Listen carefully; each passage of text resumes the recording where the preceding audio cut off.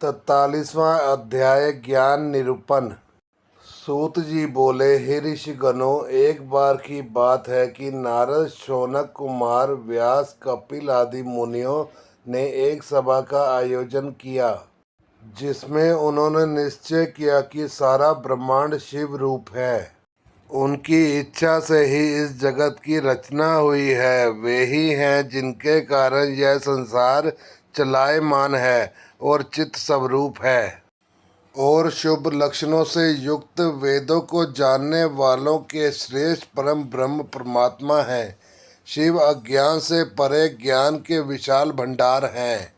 मनुष्यों के भ्रम के कारण ही शिव अनेक रूपों में दिखाई पड़ते हैं, परंतु जब मनुष्य अज्ञान को मिटाकर ज्ञान की प्राप्ति कर लेता है, तब वह सदा शिव के उस स्वरूप को जान और समझ सकता है। जिस प्रकार इस ब्रह्मांड को सबको प्रकाशित करने वाला केवल एक सूर्य है, परंतु जल में उसके अनेक प्रतिबिंब दिखाई पड़ते हैं, इसी प्रकार शिवजी भी एक होते हुए ब्रह्म के कारण अनेक रूप दिखाई देते हैं। इस संसार में हर प्राणी अपने अहंकार और घमंड का फल भोगता है। भगवान शिव तो भक्त वत्सल है, वे सदा ही अहंकार रहित है।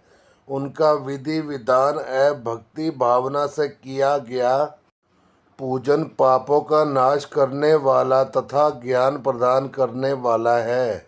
जब अज्ञान का नाश होता है, तभी ज्ञान का उदय होता है। ज्ञान के उदय से अहंकार का नाश हो जाता है। अहंकार के नष्ट होने से बुद्धि निर्मल होती है और मनुष्य भगवान शिव के स्वरूप को प्राप्त कर लेता है। वह जीवन मरण के बंधनों से मुक्त हो जाता है। वह मनुष्य अपने शरीर को त्याग कर शिव में विलीन हो जाता है। इसी को मुक्ति कहा जाता है। संसार में ज्ञानी मनुष्य वही है जिसे न कोई खुशी होती है और ना ही कोई गम सताता है, जिसे अच्छे बुरे का कोई अंतर नहीं पड़ता। सुख और दुख दोनों ही समान रूप हैं। जब मनुष्य मन में मुक्ति की कामना लेकर आत्म योग के द्वारा शरीर को शिव साधना में समर्पित कर देता है, तब वह सांसारिक व्याधियों से छूट जाता है। अतः मोक्ष की प्राप्ति के लिए भगवान सदाशिव से बढ़कर कोई देवता नहीं है। उनकी शरण में जाकर ही जीव संसार के बंधनों से मुक्त हो जाता है।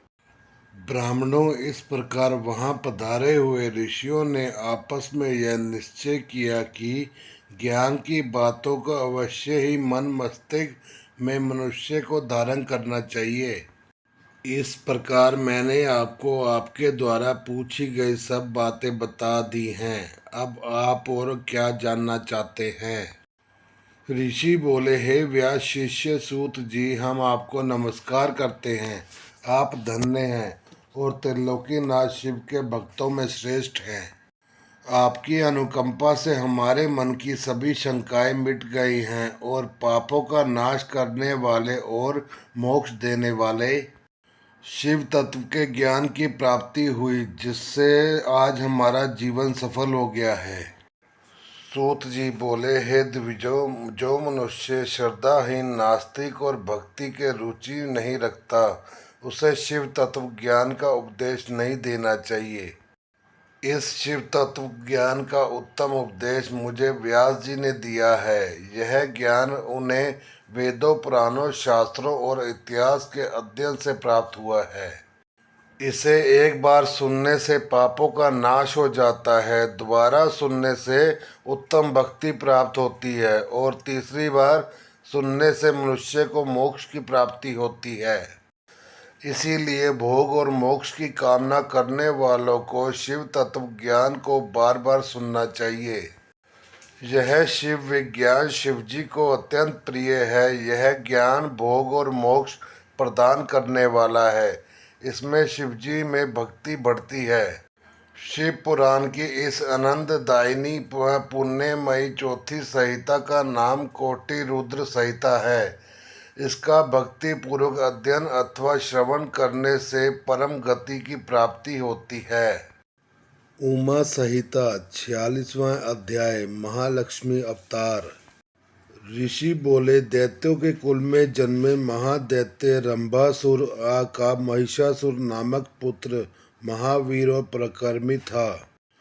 उसने समस्त देवताओं को युद्ध में परास्त करके स्वर्ग पर अपना अधिकार स्थापित कर लिया।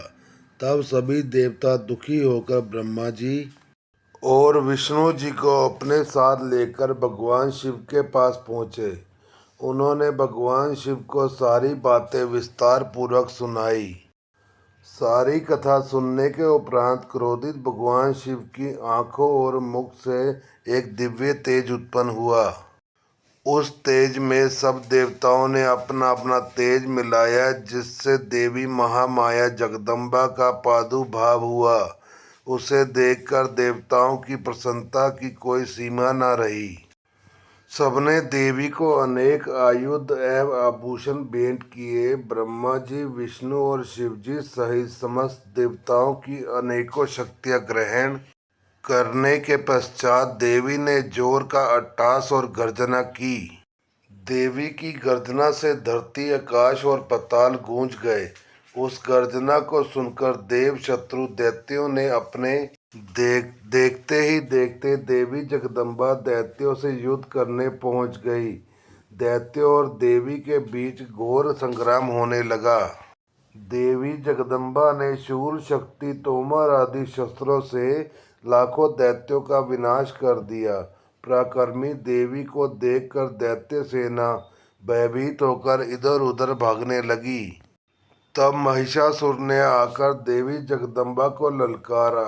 उसके तलवार लेकर देवी के वाहन सिंह पर आक्रमण कर दिया। अपने सिंह पर आई इस विपत्ति को देखकर देवी ने अपना पाश महिषासुर पर फेंका। अपनी ओर आते पाश को देखकर महिषासुर ने महिष का रूप त्याग कर सिंह का रूप धारण कर लिया। देवी जगदम्बा ने यह देखकर झपट कर उसका सिर धड़ से अलग कर दिया। परंतु महिषासुर फिर भी न मरा और रूप बदल बदल कर देवी से युद्ध करने लगा और उसके सिंह को परेशान करने लगा। इस प्रकार देवी और महिषासुर का युद्ध बहुत लंबे समय तक चलता रहा। उनके इस भयानक युद्ध से पूरा त्रिलोक कांप उठा। सारे जीव जंतु दुखी हो गए। तब देवी ने उछलकर महिषासुर पर चढ़ गई। उन्होंने अपने पैरों से महिषासुर को कुचल दिया और अपने त्रिशूल से उसकी जीवा काट दी। इस प्रकार देवी जगदम्बा ने महिषासुर का वध कर त्रिलोक को उसके आतंक से मुक्ति दिलाई। सभी देवता हर्षित होकर देवी की स्तुति करने लगे। सारी दिशाओं से पुष्प वर्षा होने लगी। 47वां अध्याय धूम्रलोचन, चंड मुंड और रक्त बीज का वध। ऋषि बोले, शुंभ और निशुंभ नामक दोनों पराक्रमी दैत्यों ने अपने अत्याचारों से पूरे चराचर जगत को दुखी कर दिया। सभी जीव जंतु, मनुष्यगण एवं देवता उसके अत्याचारों से परेशान हो चुके थे। तब देवता अत्यंत परेशान होकर हिमालय पर श्री पार्वती जी की शरण में गए और देवी की स्तुति करने लगे। वे बोले, हे कल्याणकारी देवी भवानी, हम सब आपकी शरण में आए हैं। मातेश्वरी, हमारी रक्षा कीजिए। शुंभ निशुंभ के आतंक एवं अत्याचारों से त्रिलोक को मुक्त कराइए। देवताओं की स्तुति सुनकर देवी ने अपने शरीर से एक तेज उत्पन्न किया और एक कुमारिका प्रकट हुई। सब देवताओं ने हाथ जोड़कर और सिर झुकाकर देवी की स्तुति की। तब पार्वती जी बोली, देवगण, मेरे कोष से निकलने के कारण ये कोष्की नाम से प्रसिद्ध होगी और मातंगी नाम से जग प्रसिद्ध होगी। यह कहकर देवी अंतर्ध्यान हो गई और देवता अपने स्थान को लौट गए। देवी कोष्की की वहीं हिमालय की गुफा में रहने लगी। एक दिन शुंभ निशुंभ के सेवकों ने उन्हें देख लिया। तब उन्होंने जाकर शुम्भ निशुम्भ से उसके रूप सौंदर्य की प्रशंसा की और कहा कि वह तो नारियों में रत्न है, उसे आपके महल की शोभा बढ़ानी चाहिए। तब देवी की प्रशंसा सुनकर शुम्भ निशुम्भ ने अपना दूत वहां भेजा। तब दूत ने जाकर देवी से कहा, मेरे स्वामी शुम्भ निशुम्भ आपके रूप की प्रशंसा सुनकर आपसे विवाह करना चाहते हैं। उन्होंने विवाह का प्रस्ताव लेकर ही मुझे यहाँ पर भेजा है।